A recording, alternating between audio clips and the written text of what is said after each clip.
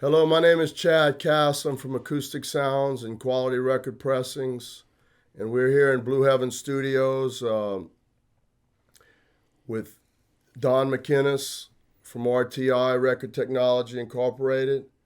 He's come from California, and Jack Stoughton from Stoughton Printing, also in California, and we're basically here to talk about what's going to happen in 2022, and we just thought that we would share with you the history and what's going on with vinyl.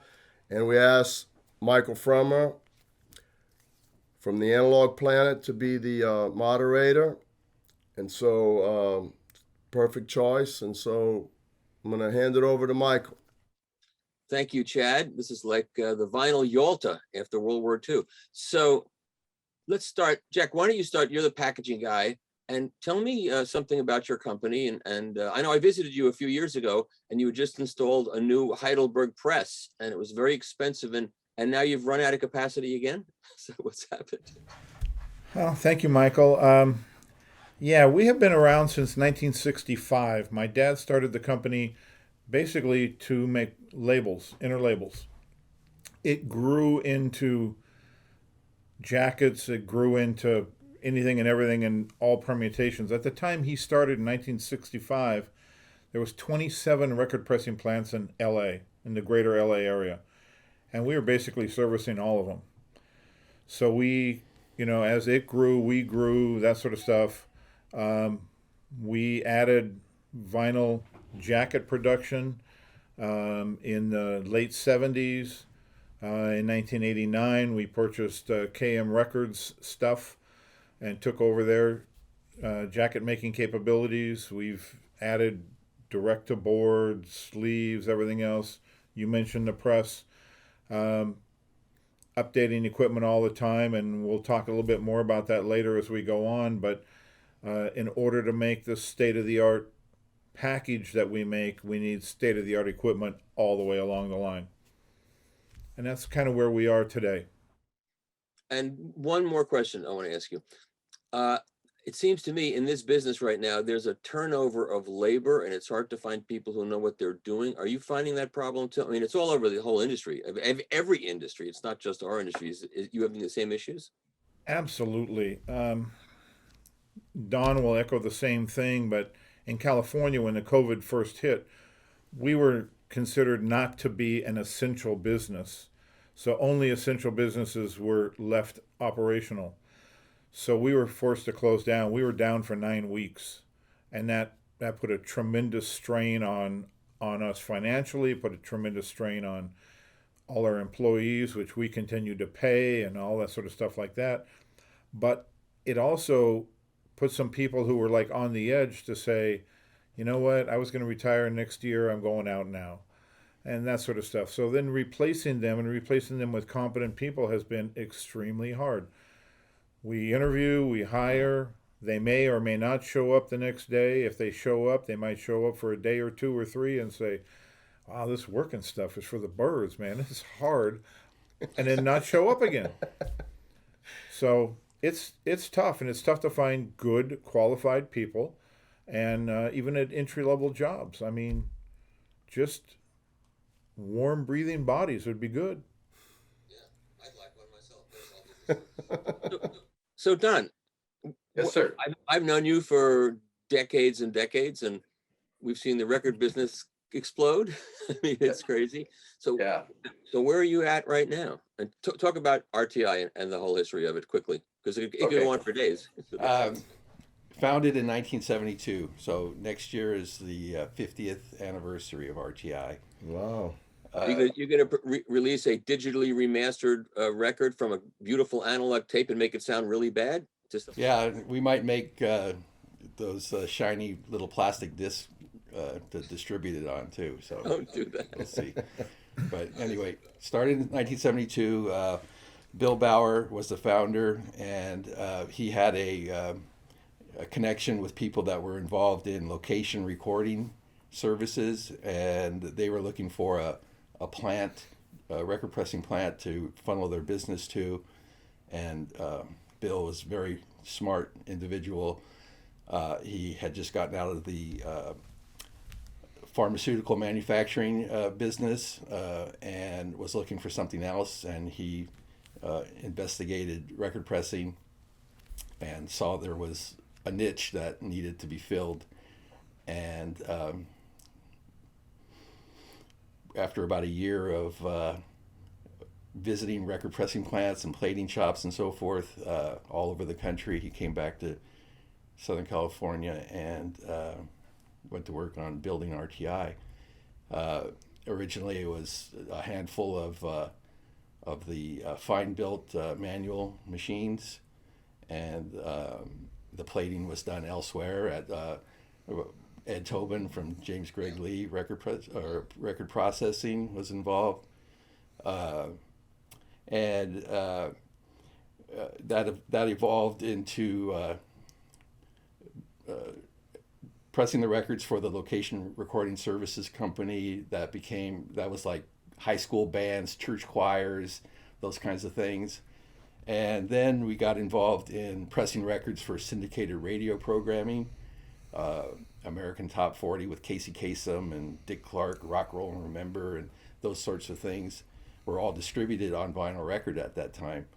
And they needed to be really good pressings to be played, in over the air at radio stations all over the world. So we developed our own plating process to handle that. Went to automatic SMT machines to handle that, and the word got out that RTI was making very high quality records, and then the music industry discovered us. Doug Sachs with Sheffield Labs was looking for a place to press their records domestically, and it just grew from there.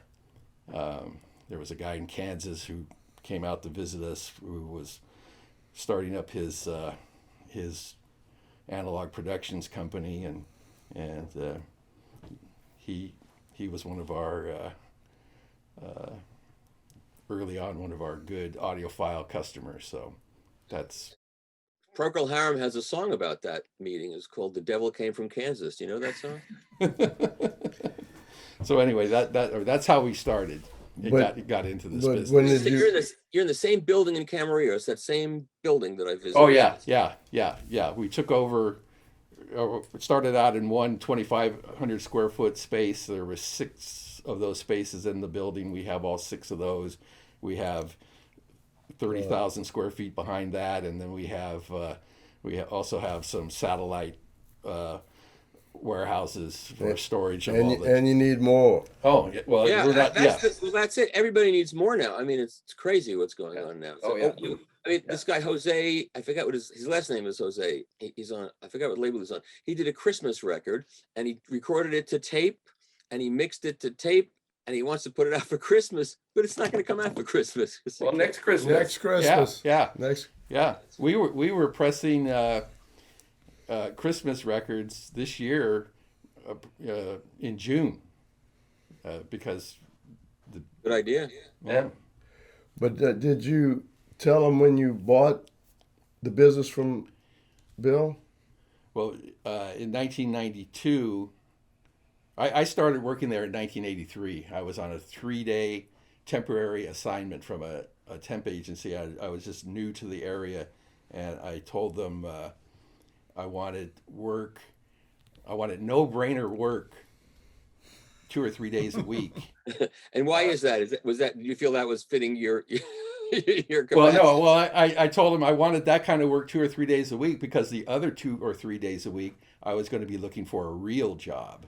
So, and they understood perfectly. So, the day I visited that agency, they contacted me later and said, "Hey, how would you like to report to this place in Camarillo tomorrow morning for a 3-day assignment.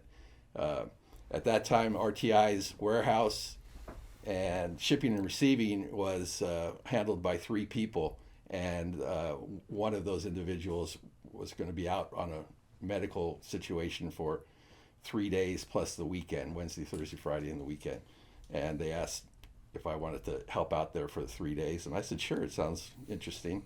And well, long story short, I've never left. I'm still there. I can't. They couldn't get rid of They keep bringing me back. It's great. So okay, so you started in '83, Started in '83. and then when did you And buy? then I became general manager a few years after that, and Bill Bauer and I were discussing succession and everything, and we planned to do it a little piece at a time.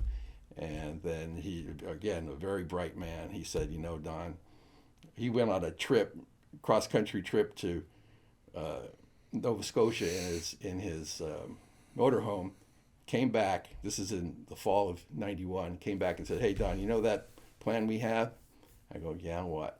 He goes, forget it. And I thought, oh boy, I guess he wants to stick around.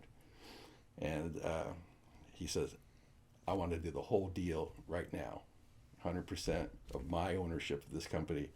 Let's make a deal. So He saw that records are going away. CDs were taking over. He was smart. oh well, yeah, I'm sure that was part of it. And you know, he was 65 at that time. He had done very well, particularly in the pharmaceutical manufacturing business. So he was ready to retire and enjoy the rest of his life. And he lived for 29 years. He just passed away in February of this year. So what year you bought it? 1992. Okay, and when did you start doing HQ 180s, 180 gram records? Same time. Right about, yeah. And that was one of the things Bill said, you know, Don, you have ideas that you want to do, and I want to let you run with them. You know, he was not really into listening to music at all. He was making a plastic product, you know, and he said, you have things that you're interested in doing that kind of conflict with what I want to do or not want not to do. It's your turn. Let's go. So we were already talking about the 180 gram. We did some testing on that. Got a set of molds from RPA for the dies that the stampers are mounted on. And at that point, you had the SMT presses or no? Yes, yeah. We had, at that time, when I took over, we had 4 SMT fully automatic machines. We have 9 now. But yeah, we were pressing that on the SMTs. We sent test pressings to labels that we had been doing business with, like Sheffield, Mosaic Records, Michael Kaskuna and Charlie Lurie, Reference Recording, Tam Henderson, and they all came back with, we want this, we have to have this, let's go. You had the cream of the record business at that point. Yeah. That's great. So that was great. And then Chad said, how come you didn't send one of those to me? I want one of those test pressings. You know, and so we let him in the back door. Okay, so now we got a background. So what is the purpose of this meeting? Well, I just first of all, I wanted Don and Jack to come to Salina so we could plan our 2022 year and talk about some of the problems that's going on and now what's going to happen in the future, and appreciate them coming to Salina. It's not exactly. So Chad, you opened your own pressing plant. You guys, you're not really competitors in a sense, because there's enough business now. There's too much business for everybody. So uh, but do you guys work behind the scenes with each other to solve problems that you have? Right, right. So I can say some nice things about both of these gentlemen. When I'll start with Jack. When we were looking at printing labels, Jack's in the printing business, and I'm like, Jack, listen, man, I'm thinking about buying a printing press. And I know absolutely nothing about the different brands. I mean, I've heard of Heidelberg and a few things, but that's about it. What do you think I should do? Jack lended a hand. Listen, you need to call this guy. Make sure it's this guy. We'll tell him everything you need. He'll find you what you need. Just trust this guy. And I did exactly because I trusted him and I trusted the guy and I did everything they said. We needed something to cut the labels. And there's different ways of doing it. But he had a monster from like whenever he was doing it in the 70s. And that sucker it cut through a stack of labels like this. It's old school. And he sent it to me and he helped me. And now we got a printing press. The thing's running.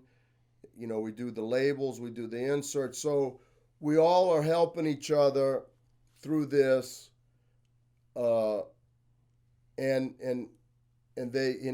they're doing it and it's working out well. And then so same with Don.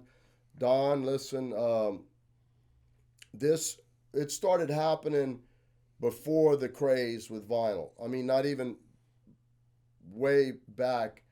So in 1991, I think, is when I first met Don and Jack, and he printed my first jackets, and Don pressed our first records.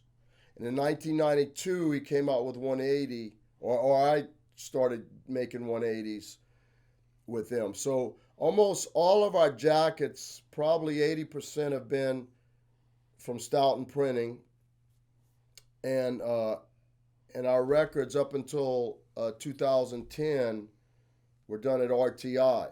So, but before 2010, I don't know, maybe 5 years before that, Don was busy. When did Warner Brothers? When did we get Tom Berry? Tom Berry started doing like the James Taylors that I recommended in the Fleetwood Mac. 2006 or something? Yeah, Right. I was gonna say 7, 8, but it could be there. When too, did yeah. they do the Doors box set? The alligator one. I've completely put that out of my mind, so I have no idea when that Let's was just done. say around 2007 or something. Yeah, 7, Yeah. 8, yeah. So Right. we had to Yeah. redo that.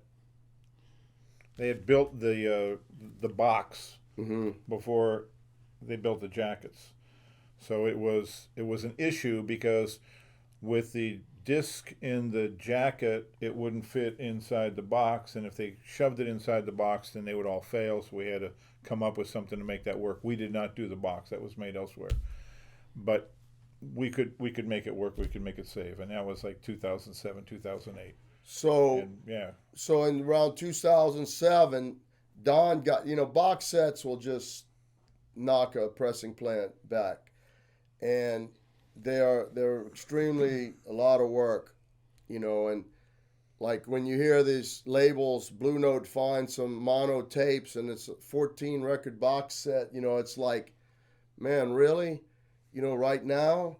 But anyway, I'm sure that the jazz fans just have to I hear it. remember doing a set for you for Bill Evans. It was about 1,000,000 discs crammed all into a box and weighed about 60 pounds.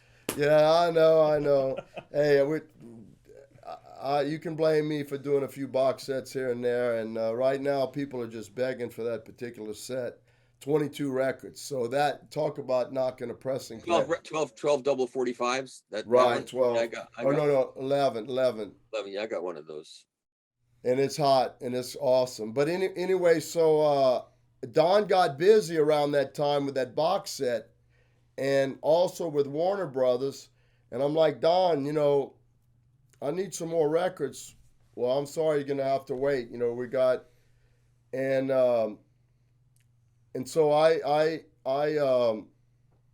used Palace for a few years before we got, maybe for 5 years, between Don and Palace for about 4 or 5 years, and until in 2010 we started QRP. But the Palace records are they're very quiet and very nice pressings, but they polish the parts without even asking the customer. That we didn't really, we had to learn the hard way. I mean, it makes for a quieter record, but it's kind of a little bit cheating, and it knocks off a little high-end information. And me and Don, RTI and QRP doesn't do that.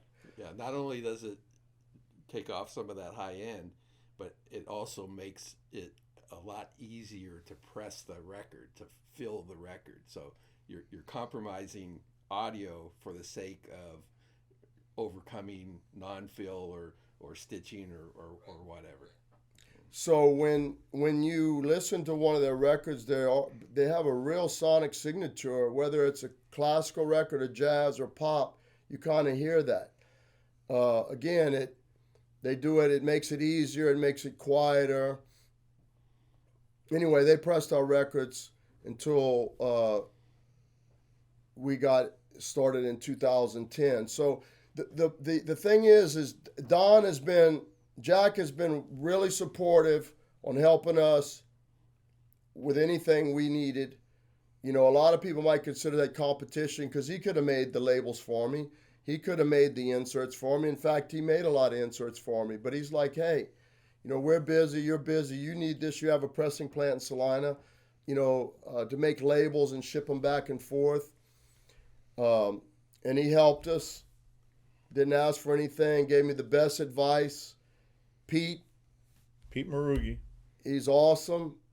Told me exactly and that's the other thing I try to tell our customers, you know, or as I get older, if you're really busy and you're a businessman and your time is valuable, that's why, you know, a lot of people hate salesmen. Man, I don't feel that way about salesmen. You know, they know a lot more than me about the product. Well, you've got to trust them. That's in me helping you, Chad, or in Don helping you. We've got this bank of knowledge that, you know, I've been in this business now for 7 decades. That's hard for me to say. You know, from childhood until my dad retired in 1990, my brother and I bought him out, and so, you know, but we just been in this. So you would have to be crazy not to have assimilated just a ton of stuff. And I think it's our duty to share some of that stuff. I mean, I'm not going to share trade secrets, but if somebody comes to me with a question, if I got the answer, I'm going to help. It's the same thing within our business, within our shop. You know, when we're trying to do an old record, I'll just take Blue Note, for instance. We had to kind of put on blinders. We had to say, okay, it's 1959. What were the tools that the graphic designer had to work with? What did this look like? How did he print this? How was it done? And once we figured that out, sort of as an underlay, then we have to overlay that with, okay, now we got all this high-tech equipment, different types of ways to do things and everything else, so we have to utilize that. It's kind of like you've taken old recording and now you're going to make it into a new record, modern record, but you want to retain all of that old quality. And that's exactly what we have to do with that stuff. So it's sort of two sides of it. It's the modern, new, brand new technology and the way that we operate, hence the Heidelberg presses and high-end rips and digital graphic arts systems and things of that nature, but applying that kind of backwards to here's how it was done so I can replicate it just the same, just like you can replicate the record just the same. And I think that's what draws a difference. We're making a high-end product for a high-end user. All of us. And we appreciate people like you. This is an art, both the jacket making and the record making, that needs to be passed down, because there's only a few masters out there, and if they die without sharing their knowledge, then it's going to be a lot harder for the rest of us. But Don has done the same thing as I was talking about Jack has done with me. You know, hey, this is what I'm fixing to do. You know, It wasn't like, hey, I'm sneaking or around doing this. I'm going to be your competitor. I knew that, and what's funny is none of us are competing. You know what I mean? I mean, from the day one, we haven't been competing. They haven't competed with us. I mean, if I'm competing, I'm trying to make records as good as RTI. You know, and same thing, we want the best pressings and the best jackets, and they want the same. And we're just competing with ourselves, really. That's because it's a growth business at this point. We never thought that was going to happen. Right, I know, but you know what? I have to say, now it's crazy. Of course, there's no competition, but even when they didn't feel, these guys didn't treat me like that. We didn't feel like that. It's just being smart. It's just being smart in business.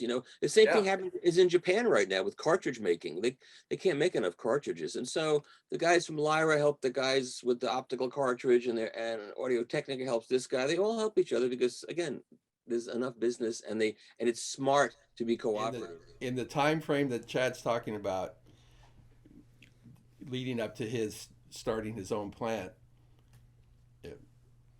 RTI was heavily impacted by audiophile labels. I've already mentioned some, and the others, AudioQuest Music and DCC and Classic Records. Of course. So we're pressing records for labels that are run by audiophiles, selling the records to the audiophile market. Well, you can't get pickier people. I mean, if it's not perfect, it's a big problem. And it becomes wearing after a while when that's all you're doing is audiophile. So there was a need for another place, somebody else to get involved, to take up some of that market, and we saw it as a opportunity for some of the pressure to be taken off of us. And that's how it's worked. And the important thing about Chad getting involved in it, and why we thought it would eventually work very well, is that he would be one of the few people getting into the record pressing business who understood that market. Because that's what he is too, audiophile selling to audiophiles. So that became good for us to ease some of the strains on us and our capacity for audiophile, because we also had lots of business with other labels, even independent labels like Sub Pop and Merge and Touch and Go and so forth. Well, they didn't need audiophile quality. That wasn't their goal, but they wanted good records, and we saw that they were, along with the audiophile market, that was the market that was going to sustain into the future, and that's how it's worked out. Well, the other interesting aspects to that was, Don, I'm gonna open up a pressing plant. All right, well, we need to talk. You better put some hip boots on and because you're fixing to spend a lot of money quick. It's not it's a very low profit business. It's very hard. And there's not a lot of profit there, and you better get ready. And I believed him, but I didn't know how right he was. I had to learn myself, and which everybody does. And I'm telling you what, like they say, you want to get in the studio, you want to make $1 million in the studio business? Start with 10. Start with 10. That's how you make $1 million in the studio. And the record pressing business, if I wasn't making records for my own label, I don't know that it would be hard to Now, Don and them have been doing it so long, that 40, 50 years or 50 years, you know, they made a business out of it, successful, and they've got it down. And we're 11 years now. We feel that we got the quality part of it taken care of, which is the most important aspect to it, especially when the name of your record pressing plant is Quality Record Pressings. Every now and then somebody gets one bad record and they remind us that our name. And that's another thing that Don, what they say, that the saying in the record pressing business, making a good record isn't that hard. It isn't what's really hard. It's making them all good. So what is consistency. that? Do you guys hear from Steve Sheldon anymore? Is he sort of retired in Florida or something, or is he still? Well, he's retired in the San Fernando Valley still, but yeah. Yeah, he's still in California. Yeah, we have some ex Rainbow people working for us in our customer service. Yeah, I imagine that would be a good resource. Yeah. So he doesn't consult to anybody. I mean, he was in the business a really long time. Oh yeah. Yeah. Consult to and he pressed a lot of records. He was a mass producer of records. Mm-hmm. He doesn't consult to anybody. He has nothing useful to give you guys. I think he's enjoying retirement. You know. Yeah. So I think it was about 1969 or something like that. I was driving a delivery truck delivering labels, and I met this young kid. He was my age, Steve Sheldon, at Rainbow Records when they were in Hollywood, up down Las Palmas. So we go way back.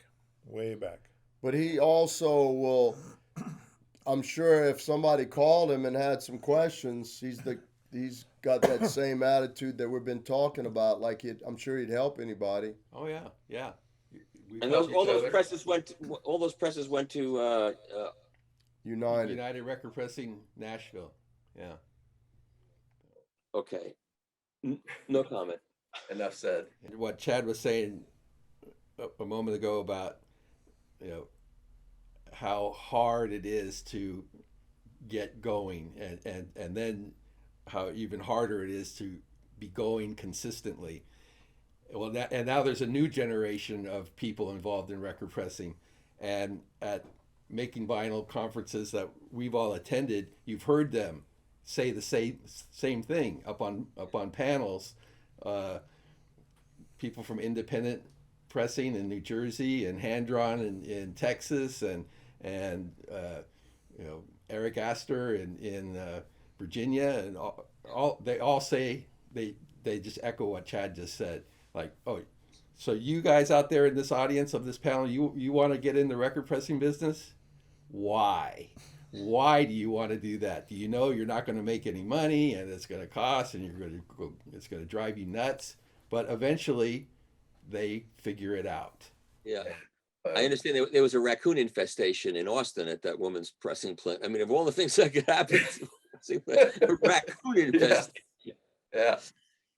All right. So what's going to happen in 2022 with more and more people wanting records, and the pressure is on you to press more, but you can only press so many records that are good. So, well, I can.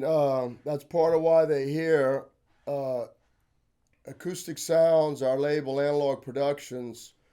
Right now, we have 160 records on back order.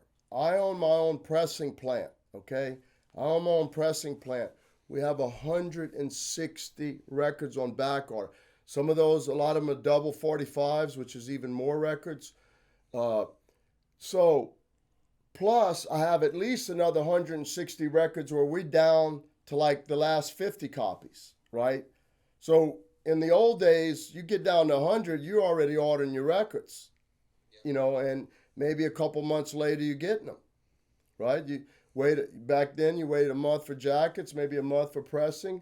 So in a couple months you would have. So I have 160 on back order. I have 160 that I need to reorder. Then we got new titles that are coming, some famous big time stuff we can't talk about until 2022. So I'm like, Don, man, I need some pressing. And RTI is, I used to use them from 1991 until 2010. But Don, aren't you in the same position yourself? Aren't you back ordered? Don't you have more than Oh you yeah, can? well, sure. We have we have tremendous back order. You should open a pressing plant. But we're preparing to do some things that will increase our output, particularly of the 180 gram pressings that Chad requires. Can you be more specific as long as we're on camera? Like, what do you? Well, just we have 9 record pressing machines, and historically our ratio of 180 gram to regular weight on an annual basis it's been very close to 50-50. Sometimes it might be 52% 180 and 48 regular weight, and the next year it could be the other way around. But for us, 180 gram is really where it's at. We do that very well, and we are considering converting more of our pressing into 180 gram. So is this bad news for the indie labels that want the lower weight records? Is this going to create problems for them as you keep pressing for the big boys who want 180? Or I mean, if that could happen, that's well, everyone's impacted. They're and the major labels do 180s and regular weight. The independents often do 180, not exclusively.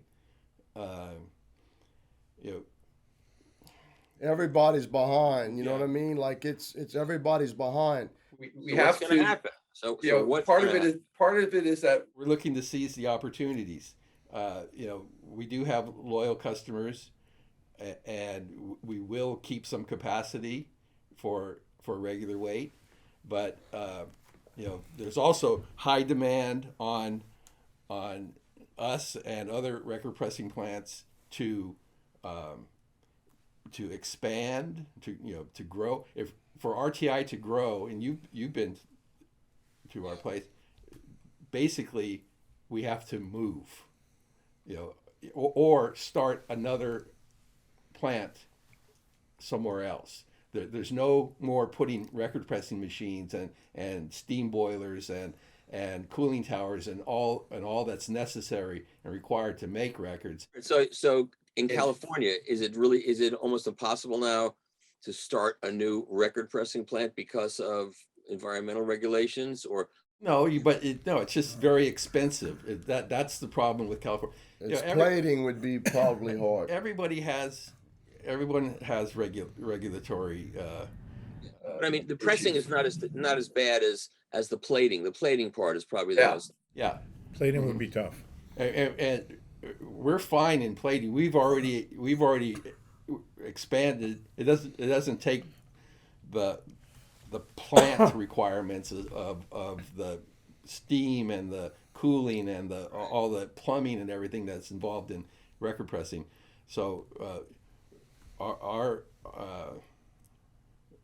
plating operation is very large and dynamic, and we're doing plating for lots of the newly started record pressing plants that don't have plating. They're only doing pressing, and We need another building with more presses and another boiler. That's what you. Yeah, and what that takes, of course, is money, and it takes profitability, and so that's why we have to look at, okay, what are we going to do? Can we make more of a higher margin item? Yes, we can. Well, we have. Unfortunately, that'll cost. There's a cost to that, as far as we can make less of the lower cost item, which is the regular weight. So, can't you talk to Elon Musk or something and get him to? Well, I wanted to. He bailed. He's in Texas now. Well, and Battery operated pressing plants. I've always said, or I hadn't thought about it that much until recently, but now, I mean, I'm 67 years old. I'm not going to be doing this forever, And you know, the I've always said, like, okay, the moving of RTI, the doubling of the size and output and everything, that's the next owner's issue. That's not mine. Yeah. Yeah, that's a lot. Just get out of the business so someone else can take over and, Well, what, they don't have to take it. I like where we're at. I like being the size we are, and the customers that we have, and somebody else's job. Somebody else has to do that. somebody else. Nothing keeping anybody else from starting their own plant, right, Chad? There's nothing keeping that. Yeah. Well, it's But you, Chad, you're in Salina. You got plenty of land. Well, we're gonna add on. We're gonna try to go 24, which is not easy. We're having the same problems in Kansas, whether you're in New Jersey, Kansas, California, or Louisiana, or wherever. we made a choice. Of course, when our industry, this industry, turned to CDs and vinyl nearly died, we stuck with it. We were still doing vinyl, but we had equipment size-wise that was made, was done for records. So suddenly we could put like 12 of these little CDs in the same space we put one jacket. So suddenly capacity was like a whole thing. So we were lucky in the respect that we stumbled upon an industry called the Laserdisc industry. And we laugh. It's about the same size as a vinyl record, and it was about the same thickness as a 180 gram record. So we developed packaging that fit that. And that packaging is what grew into the old style machine or old style jackets that we make today. What years? When did they really come out? In well, actually, Late I think 80s and- I think MCA started Disco Vision Associates in 1978, but then they sold to Pioneer Video, and the Pioneer Video grew it up, where it sustained until the early 90s, and then it began to wean, and it did all kinds of different things. The beginning of the 80s to the beginning of the 90s, like Yeah. 10 years.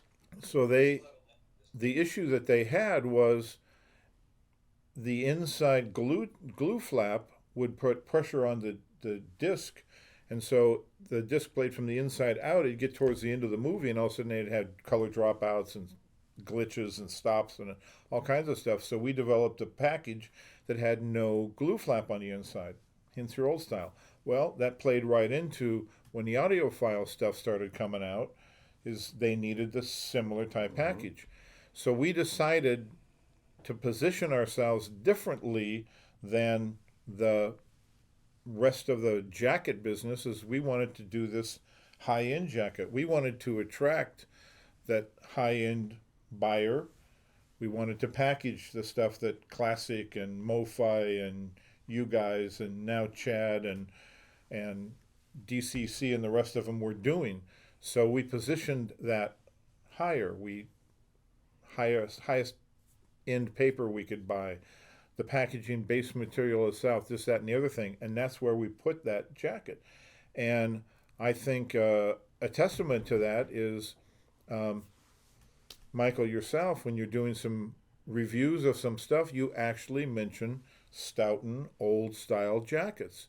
And it's the only time I've ever seen any record jacket by any other manufacturer named by name. Yep. And we created that niche, and that niche is the same niche that Don's filling, the same niche that Chad is filling. It's the higher end stuff. So now, as we look forward to 2022, we are looking to make a further commitment in automation that should increase our throughput by at least 50%, so we can shorten that window of turnaround time. But if we get that much faster on turnaround time, yeah, that helps our backlog, but it puts a new funnel somewhere else, and it's right to Chad and Don and the other pressing plants. So it's not the end-all cure-all. I see this stuff still growing. Otherwise, we wouldn't be making a commitment. You guys wouldn't be making a commitment to it. It's going to continue to grow. People worried that this bottleneck now is going to make people say, like, I can't wait 2 years for a record. I'll stream it, the hell with it. And that's probably happening to a certain degree. But nonetheless, when the record finally comes out, people buy huge amounts. Yeah, and there are huge backlogs and delays at the record pressing plant, but it's not 2 years. That's obviously exaggeration, but It's 18 months. that 2 years is an exaggeration. We're if we did not accept any new order today, we have 6 months plus of work to do. Yeah. There are new record pressing machines being made, you know, in various places, and they're being bought by existing record pressing plants that want to expand, and they're being bought by new people wanting to get into the business. So the capacity is growing, and it will mitigate what's going on with the demand. It's not going to completely cure it, but it will get better. I think 2022, you know, this time a year from now, there'll be a lot of relief in the industry because things will be much better capacity wise. Listen, what we're trying to do is just trying our best. You know, it's very, very hard. It's so much harder than anybody would ever understand. We're trying our best. We're trying to go 24. We're trying to hire people at a time when nobody wants to work. A press likes to operate 24/7. Yes, and we needed to operate 24/7. But we're going to do everything we can do to do that. We're trying. Don's trying. Don come up with, hey, let's do more 180 grams. So the reason Don and Jack are here, we're talking about 2022, and the reason why we're talking on this is about what can we do to increase the amount of jackets being made and the records being made without suffering the quality. And I was talking a little while ago, and I wanted to kind of make it clear that the reason Don is here and Jack is here is we're talking and we're discussing this, but I have 160 records on back order on my own label. I have my own record pressing plant. I have 160 records on back order. I have another 160 that I need to reorder. Of your title. Of my own analog production titles. So then why not stop doing titles for all these major labels? Well, that's what we're talking about too. I just put my foot down, and we're going to talk to each label. Universal, this is how many records I can make for you. Hendrix, we do all the Hendrix. Hendrix, this is what we can do for you. Universal, this is what we can do for you. Concord, this is what we can do for you. My own label, this is what we can do for me. These labels have street dates, okay? And then when they have a street date and we're running behind, which we are on everything, who gets kicked off the press? You do. Right. The owner. Yeah. I get kicked off, and so I'm having to make some decisions. Don having to make a decision. That's why we're here. The labels also, they don't mind knowing, hey, Hendrix, we can do $30,000 a month for you. Uni, we can do $30,000 a month. Analog Productions, we can do $30,000 a month. Concord, you know, they like to know what it is because they can plan. That's right. I know Right. Blue Note's done that. They back the schedules and back. Yeah, they know how to schedule. It's us that don't know how to schedule. We're learning. So, Don does. We're having problems. We're getting better.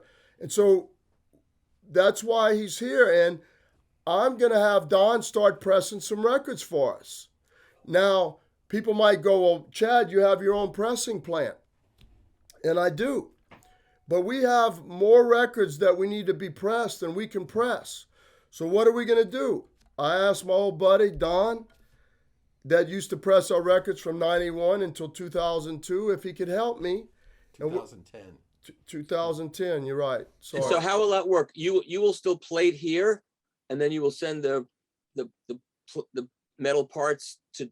I'm gonna probably send him like Mothers, and he can do his own stampers. That's part of what we're going to talk about. We haven't really, we could send him stampers. That's why he's here. So how do the records get late? How do they, does it say quality record pressing on the record that's pressed at RTI? How do you negotiate Right, that? These consumers are like, they love both of your records, but they're nuts about things being. No, I know, and that's what I'm trying to explain is that right now is a good time to explain what's going to happen. Don made our records from 91 till 2010. RTI, as far as I'm concerned, RTI and Quality Record Pressings are making the best records, definitely in America, I think on the planet, okay? Now, I know most people will agree with that, and one person got one bad record, and he's going to get on the chat and say that's not true. So we're trying our best. I think we're making the best records. I know that my label's called Analog Productions, and our customer expects the best. They expect the best jackets. That's why we go to Jack at Stout. They expect the best records. That's why we're pressing what we think are some of the best records. But I know that if I have Don press them at RTI, they're not going back in quality. That's right. They are up to our standards, and we're up with their standards, and it's their standards that we're trying to keep up with. So I know that, and most of our customers and the reasonable customers that have knowledge know that if they buy Analog Productions records and it's pressed by RTI, they're going to get a good record. Transparency is important. You know what I mean? I feel that we could have just sleeved the records, and the quality that Don produces, nobody would know. It's just because they're getting good records. So, but we're going to be transparent about which records. In fact, there's a lot of records that we reissued, we still have the rights to, that he pressed when it first came out. You know what I mean? So, right, there's some records that he pressed for us, RTI, and then I went to Palace, then I went to QRP, now we're going back to RTI. Now, on some of them. So it's like if they pressed it to begin with, they're pressing it again. But RTI, Palace, QRP, and RTI, every one of those records were really good. And so we know that we know what goes in the sausage. And we want every step of everything we do, from the absolute original analog tape to the best mastering engineer, to the best plating, whether it's RTI or QRP, to the best jacket, to the best inner sleeve. And also I pick the highest quality music that I think our customers want that tend to sound good. Like if you notice Analog Productions, we tend to go with more audiophile stuff like Dream with Dean or Tennessee Ernie Ford that just sounds fantastic. And some of these other reissue labels might just go for some classic rock that's grunge and it doesn't sound that good, but it's popular music, classic rock. So I try to match those as best I can, and to get both the sound and the performance and the classic rock.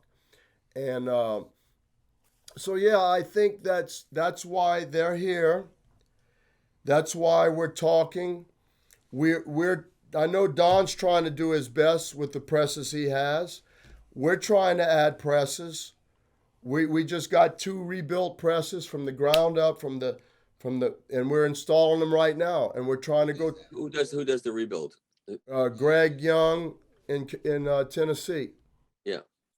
Rebuild them from the ground, and with all the improvements that he's come up with, and we're installing them as we speak. They're moving them. 2 new presses in addition to what you have. They're not like you're not going to take 2 other presses offline and put these in. These are 2 additional. No, these are 2 additional presses. That's news too. Right, and so we're all trying. Jack's looking at buying new equipment, but he's got to make sure that equipment works the way that he wants it to work. Exactly. We don't want to drop off in the quality. We want an improvement in the quality, but also the throughput. Our customer, your customer, expects that in the jacket. It's got a function, you know. I, I sometimes talk to college kids, graphic designers, and what have you, and I use this analogy. Nobody ever bought a hair dryer or a fan belt and went home and hung the picture or the fan belt box on the wall. But they do that with record jackets all the time. You're saving your jacket. That jacket is sometimes as important as the music that's inside it. Yep. And some of these stand the test of time. That's why we use archival paper on the inside of like the Blue Note and the Verve records. We invented a way to print the black and white in there with some different techniques, old style printing techniques. We use paper wrap on the outside that is both ecologically clean, and then we use a coating or a sheet lamination on it that is gluable. We use high-end glues. Only glues we use are food quality glues, so it's higher quality. And then this is a real problem right now, is the paper board that we mount to, the blank itself, is getting that material.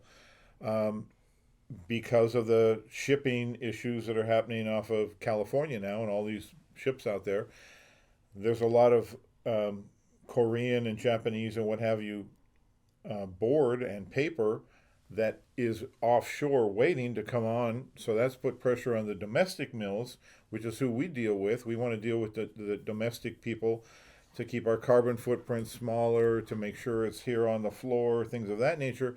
And all of a sudden that's a problem, is because every printer out there is trying to buy the same stuff that we're buying. And so we see it's going to take a while. It's probably going to take, we were closed. Don was closed for 9 weeks. We were closed for 9 weeks. That 9 weeks is probably going to take a year and a half to 2 years to get back to normalcy. Yeah, it's like when a car accident happens, after the accident's cleared, the cars still stop where the accident was. Demand didn't go down during that time frame. I think the demand went up. Oh, yeah. What I saw, man, it went doubled. Yeah. What I saw was people still wanted access to music. They wanted quality music. They wanted it now, and they wanted it delivered to their doorstep.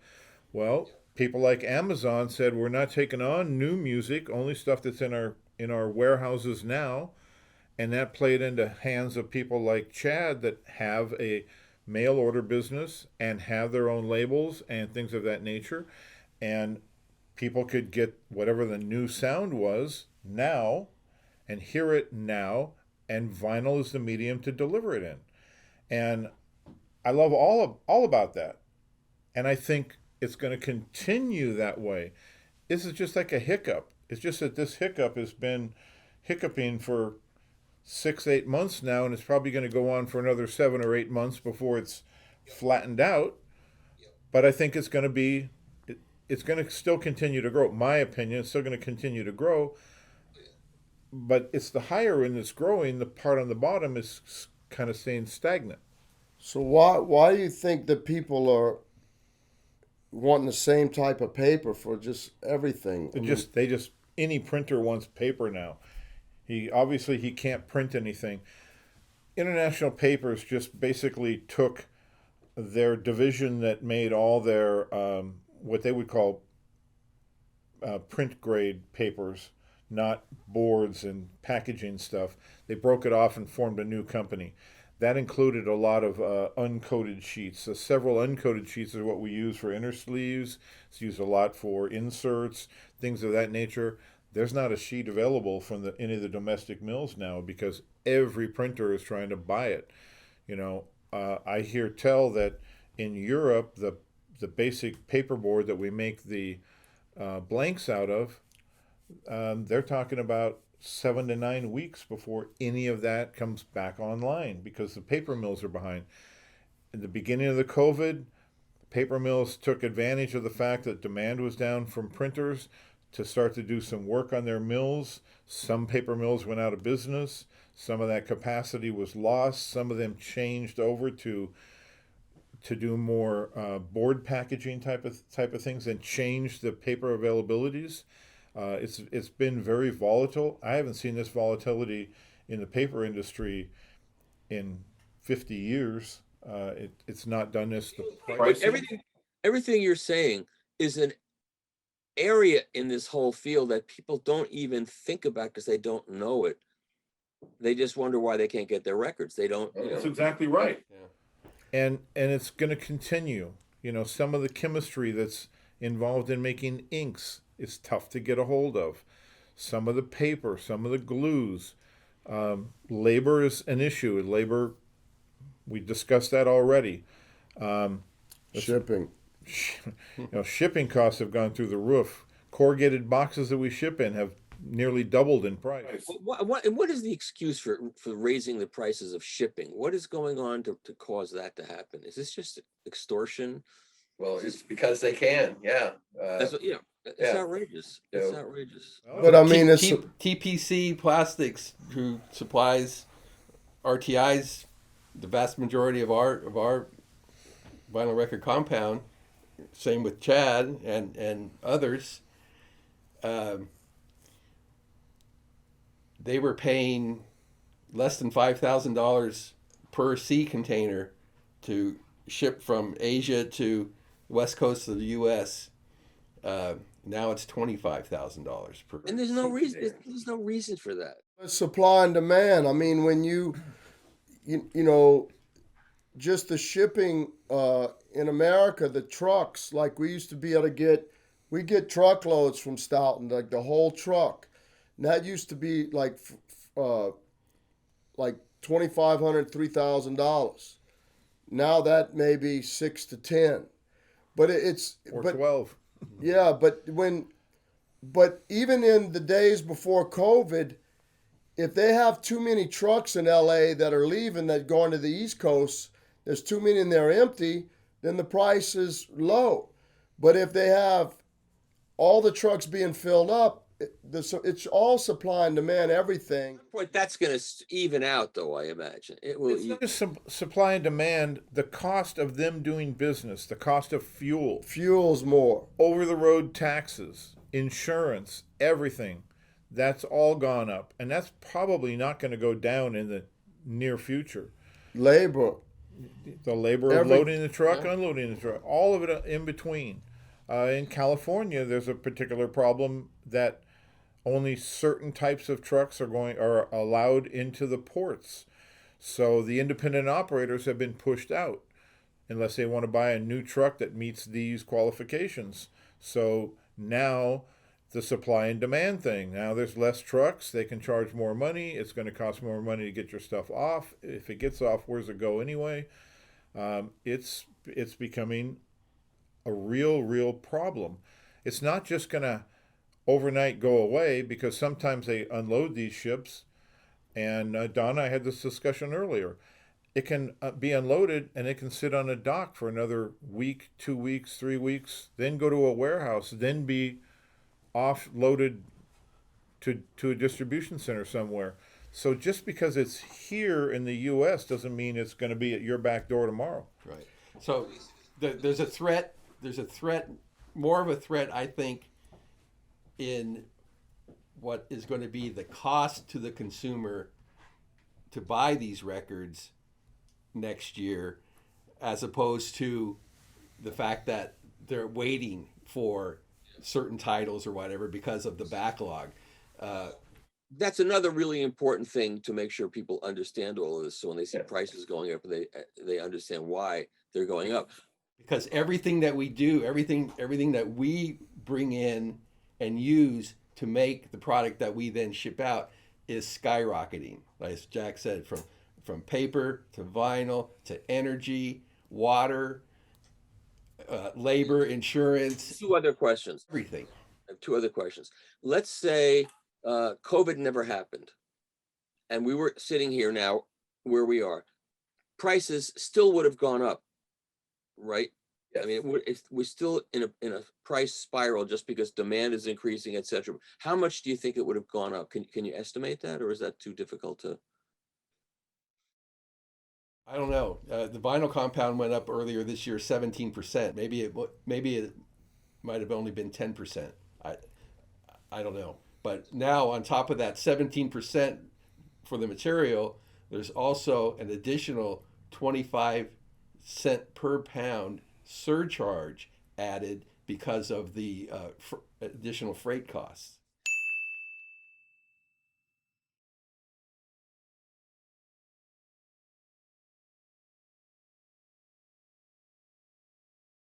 They were down 9 weeks. We were down 4 weeks. People were home for 4 to 9 weeks. The vinyl was already, was increasing. I mean, I started this in 1984 when CDs came out. It's always, at least for me, has been like this. But then when COVID happened, I mean, it went like this, and it hasn't stopped. Now that happened. This is going on at the same time. They're down 9 weeks, so now they're getting double the orders. We're getting double the orders, and we were closed. And every state had different regulations. I mean, some places like Illinois, they had no problem running. New Jersey, if you had manufacturing, no problems. They didn't shut down any manufacturing in New Jersey the whole time. If RTI and QRP and Stoughton would have been there, would have been fine. And so there's just all these imbalances where, and there's so much stuff that isn't quite fair because it's a hard decision to make. Like there's so much stuff that's crazy. This cause that went crazy, and to make back 9 weeks, even if business hadn't increased, I'm sure you'd be back to normal by now. If it hadn't increased. If it hadn't increased, yeah. Yeah, and they would too. But you take that and you double the business. And I mean, you might say, well, Chad, Don, Jack, you should be happy. Those are high-class problems. And they are.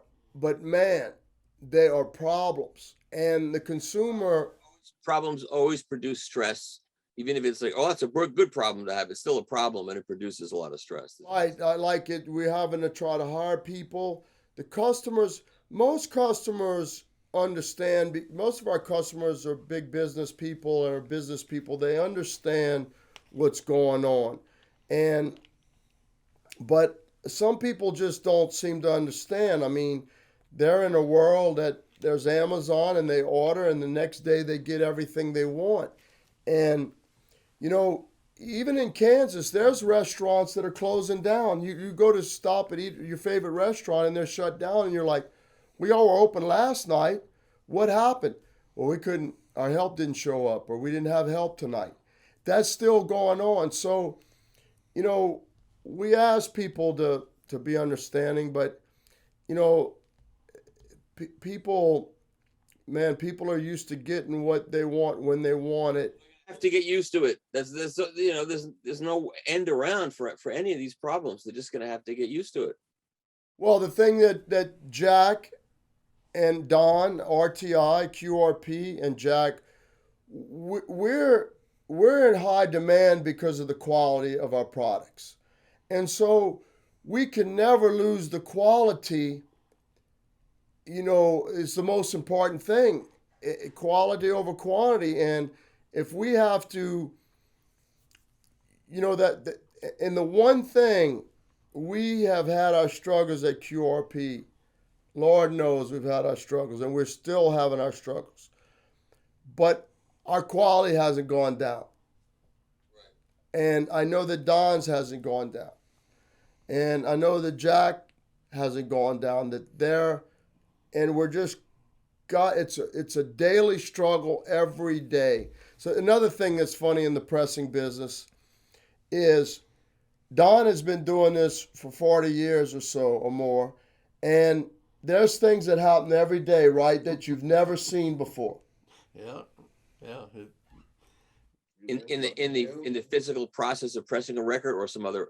Just anything to do with the whole aspect of our business. Well, that keeps it interesting. Yeah.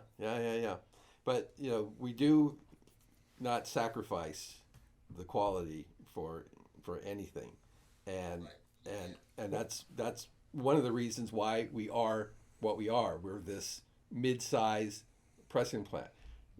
We could Boutique, as they say. could- That's what you were called. The New York Times called you a boutique pressing. Yeah. So, you said, well, why don't you just sell it off and retire and let somebody else take RTI and build it in, grow it into a monster. Well, I could sell RTI.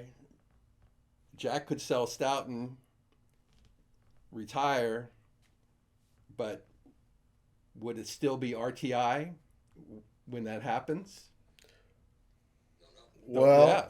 well, how about- I'd say not likely. How about I buy it right now? Hey, we haven't even negotiated the record pressing deal yet, Chad. You guys better get busy. That's what we're going to do tomorrow and Friday. That's why we're here. And once that negotiation's over, and he sees how much he's going to have to pay me to have me do this for him, he might change his mind. And then the records, after they get pressed, have to be shipped back to Kansas, or are you going to try to distribute the records from RTI to where you would be normally distributing them to? Well, that's where we come in, because we're going to try and work something where we work with RTI as we've done in the past. We know what he's pressing, so that we can marry up the packaging that we're doing for Chad, and we can pack out and then ship it all bulk back to Chad on a. This is going to produce some logistical twists and turns that you're going to have to iron out. Well, think? no, I mean, listen, we got some things to iron out, but the thing is we have a packaging department. Part of the appeal to Don is he doesn't have to pack it, right? Where all his other customers need it packed. He can ship us the disc. We can assemble it here. Jack, How does that work? How do you ship the discs not in jackets? Is that easy to do? well, I was gonna tell. Okay, Jack also at Stoughton offers a service to where RTI will ship Jack the record, and Jack will assemble it and ship it. Since the albums are in California and the jackets are in California, they both come into Kansas or wherever their client may be. Don will sometimes send. That's easier to ship. So so you put them in sleeves, and the sleeves go in boxes, and they're carefully packed so they don't. Oh yeah. There's techniques developed to do that. This is a hard concept for a lot of people to understand, but a record jacket is really designed to protect the record. So when you ship an empty record jacket, more damage can happen to that jacket then than it can with a disc inside it. So it actually helps us in many ways to ship them, in bulk with a disc inside. Over the years, more damage has happened, more damage that we've had to replace jackets from shipping than anything else. But you always hear about records coming through the seams in a jacket when it's packed in the jacket. Well, it all depends on how it's packed. Yeah. Well, we're going to talk about it. I mean, we can take them. Don, this isn't the first time Don sends records without a jacket. They know how to do it. More right. Of course, the people that do the handling of these boxes have gotten totally out to lunch. They just throw things and they drop things, and so. Oh, Yeah, in the transit line somewhere else or distribution. Yeah. Sure. No, he's going to put it on nice pallets. The pallets that come from Thailand are solid oak. They're furniture grade oak. Hopefully, that's the ones we'd like him to use.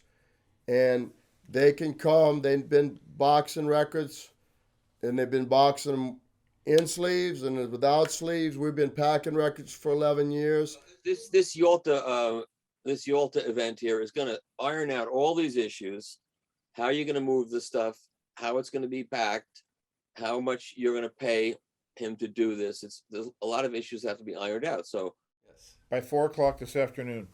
Yeah, Yeah. we're going to go eat lunch. So, I just thought that we had, the legends of the business meet in the vinyl, the center of the vinyl universe to talk about records in the future, 2022.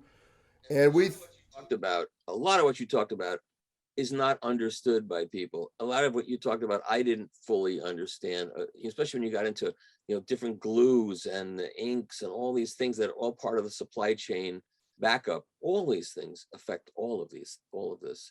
And the more that people understand that, the more forgiving they will be about the delays in getting records and the inevitable price hikes because of all of these different things that have to be factored in that are going to go up.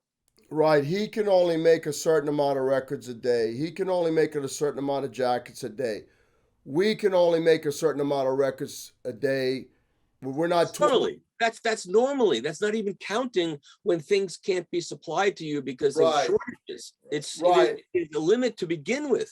Now you're talking about a whole nother set of limitations based upon the inability to get the various components that you need to do what you do. Right. And then that's why I talked to them both months ago that we wanted to have this meeting. I didn't know that they would be here, that we would do it through Zoom, because Jack tells me about all these problems, and I don't even remember a lot of what he told me. I mean, I just remember there's a lot of problems, which is all I really need to know. Another part of the cause of the delay is the cause of the demand, or cause from the demand, where, say, we have for customer X lots of catalog titles that they do over and over again, and we have the jackets in our warehouse, and we have the labels in our shop, and we have everything we need to do those. They just and we get orders and put them in line to be pressed. And then that same label X comes and says, man, we have a new release coming from a big artist and it has to be done on time, and the artist is saying it has to be done at RTI.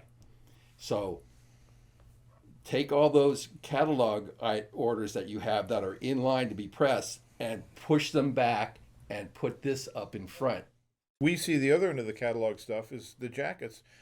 We'll get an order from one of the companies who's got their evergreen titles, and normally they're ordering 3,000, 5,000, whatever. All of a sudden their orders are 7,500, 10,000, 15,000. Because the demand, the audience has grown, the demand is bigger, and you would think, okay, well, they're doing that over a greater length of time. No, the frequency seems to be the same. Some of these titles have just really blossomed because new young people are discovering that maybe the old guys are onto something here. This vinyl stuff sounds pretty good. Yeah. Of course. Like the UHQR, when we did 5,000 Hendrix, it sold out. We did 5,000 Aqualungs, it sold out. We order 7,500 of Kind of Blue from Jack, boxes and jackets. And by the time before they started printing them, no, actually we got them. But we hadn't made the announcement or anything. We hadn't started pressing. We're like, well, we've not ordered. Now we're going from 5,000, right, to 7,500. Then we're like, you know what? We need to do 15,000. Yeah, let's do 15,000. All right, Jack, another 7,500. Okay, Chad, it's going to be a while. Okay. Then we're like, you know what? 20. You know what? 25. And it 1,000. 25,000, and we're just about out. They're pretty much gone now. I mean, if somebody sees this video, by the time this video comes out, we may be out. Yeah, the price on Discogs will be up to. You know what? When we first came out with it, the price on Discogs was $200 and $300. It's crazy. Because we were just filling orders, and there's speculators that buy the record. And then there's people, because we were out of them, people didn't want to wait till we finally got to their record. They were just ordering them online. So anyway, this whole thing. So like what Jack's talking about, like normally they order 2,500 of this particular record. They're ordering 7,500. When we first started doing the Acoustic Sounds Verve series, they were doing 5 to 10,000 of a title, which is they were very, very pleased, very, very happy. Everybody's happy. Okay. Now we did 20,000 Ella Christmas albums. So the last thing, one of the other things I'll say is this would happen sometimes. And I don't like this. And I'm sure Don and me would agree on this. Sometimes on a big artist, when they need a lot of records, they'll go to 2 or 3 or 4 or 5, 6 different pressing plants to get this record made. Like, I would put QRP on mine, happily. Okay? We're proud of what we do. We put our name on it. Don would put RTI on his. He's proud. He knows what goes in that jacket. Now, the other people, they're happy to not put their name on it. Okay? Because they don't have anybody, you don't know who to blame. The only thing you can do is look at the back, and if it says made in the EU, you've got some idea, where it, Right, I've got a pressing of, Bob Dylan's last record, Rough and Rowdy Ways. So I have the pressing from Nashville, and I have the pressing from MPO, and it's like a different record. Right. So, I mean, we would be love to put that. And when I buy a record, it's just like when you buy, food at the store. It tells you the ingredients, where it was made, the calories. We would love that to be on every record. Stoughton Printing, QRP or RTI Pressing, Kevin Gray or Bernie or Ryan Smith Mastering. On the outside someplace, there should be a sticker, or it's just like. Well, that's why we try to put on all the analog productions. We give you the ingredients, we give you the recipe. This is our quality guarantee. And we're going to stamp for AP. I know a lot of people, why you have your own pressing plant? Well, y'all want records. We can't make them fast enough. RTI makes them in the same league and the same quality as us, and we're going to stamp it RTI. Okay? And if they're defective, we're going to give you Don's cell phone number. No.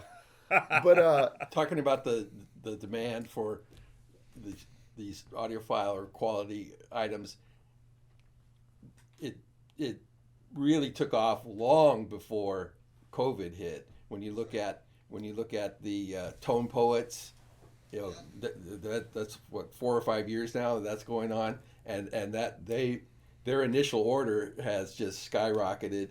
Same thing with everyone. They want every one of them. They want the whole series. Yeah. And they're reordering 5,000, in that kind of quantity, and the UltraDisc 1 steps for MoFi, started with 2,000, and now they go well beyond 10 in some cases. So, and that's all.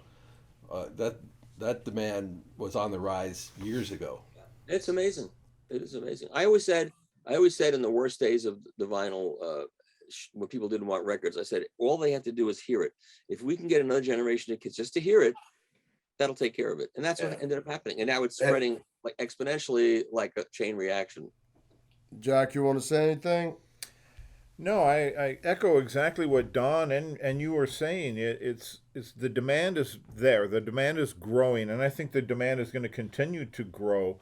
And like you just said, Michael, is you get young people to listen to this, and this is something, we're in this instant gratification, like you say. I ordered something at my home in Tennessee on Amazon at like 8 in the morning. It was there at 4:30 that afternoon. And I'm like, holy crap, was it in the truck and it was just driving around my neighborhood or what? I know. That's the whole thing. But yet the same people that are accustomed to that are now saying, I want to unplug from that. I want to take this disc out. I want to put it on this turntable. I want to drop the needle. I want to sit down with my favorite adult beverage or some kind of smoke and listen to it. And then when it's over, I pick it up and I turn it over and I listen to the other side, and I am totally unplugged from all the noise around me, and I am engaged in this, and it is a whole different experience, and it's an experience that is continually growing. It's the music that was done in the 40s and 50s and 60s and 70s, and music that's done today.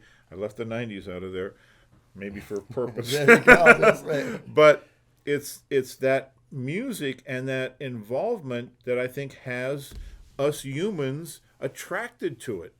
And no one's collecting the data while you're listening of what you're doing, who's watching you. You know, it's not like, because right now the data collection. Yeah, and The news is all noise. It's who are just, you with, and how many of you? Yeah, because this can be communal, as opposed to somebody with their just listening to their a Walkman? stream. Were you going to say Walkman? Yeah, almost. Yeah, almost. You know, if streaming hasn't killed vinyl, nothing will kill vinyl, because streaming now sounds really. If streaming had been CDs, I wouldn't have complained about it. Streaming sounds Vinyl really killed the good now. MP3.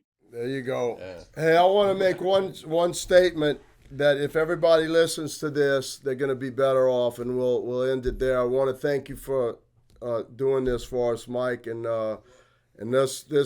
these two guys and you've been there in '84, since '84 when CDs came out. But one thing I will say is it's very important for the consumer when they see that new release come out to buy that if they want it. We don't care. I mean, if you don't want it, don't buy it. But if you want it, buy it, because that pressing of it it's not going back on the press for a couple of years. For a long time, yeah. You're still pressing Abbey Road? You still have one press dedicated to Abbey Road? Is that still going on? No, they've actually need more Abbey Roads now than we could handle. But we did do that for a long time. So You still need more than you can press? Yeah, not all Abbey Roads. At one time, all the Sgt. Pepper, Abbey Roads, and White Albums were done at QRP, but now they're going wherever they can go. So don't blame us but the one thing I will say is, if you see a record come out that you want, if you don't want to buy it now, that's fine. But I'm just telling you, it's going to be gone, and it ain't going back on the press for a while, at least a year. And so it's like, if you see a Tone Poet or Acoustic Sounds Verve series or an analog production, and it comes out and it's in print or it's in stock, buy it. If you don't, it's going to sell out. Right now, we can't even sell everything we had. We could be out of it. If I let my stuff go out at wholesale, we try to accommodate our wholesale clients, but we'd be out of everything if we let everything go out at wholesale. So what I'm saying is, if you see something you want, buy it, because you might not see it around for a year or two. And the speculators, and they got a new word called flippers. They're smart. They buy it and then they mark it up 2, 3, 4 times. We see our own records that we have in stock. We see our Doors records being sold on eBay and Discogs for $100 a piece. But anyway, People that buy multiple copies of everything. They buy. well, I do. I don't get mad at flippers. People get mad at them. They're speculators, Right. People speculate in everything. I like to buy extra copies myself because I know they're going to be out of print. Well, we know you're going to be dropping them, and we know you're going to drop them on the floor. You got to have a couple of. Well, my favorite records, man, one ain't enough, I'll be honest. But we want to thank you, Mike, for It was my pleasure. This was extremely informative, and I've been recording it also. I'll put my version up on the internet tomorrow. And I want to thank you guys on behalf of everybody that's going to ever see this for what you guys have been doing over the past 40 years or 50 years of making great products that all of us enjoy. That's another thing. So thank you guys. Thank everybody. All right. Yeah. Hey, thank you so much. Thanks, Don and Jack, for coming. And thank you. Okay, thanks a lot, Mike.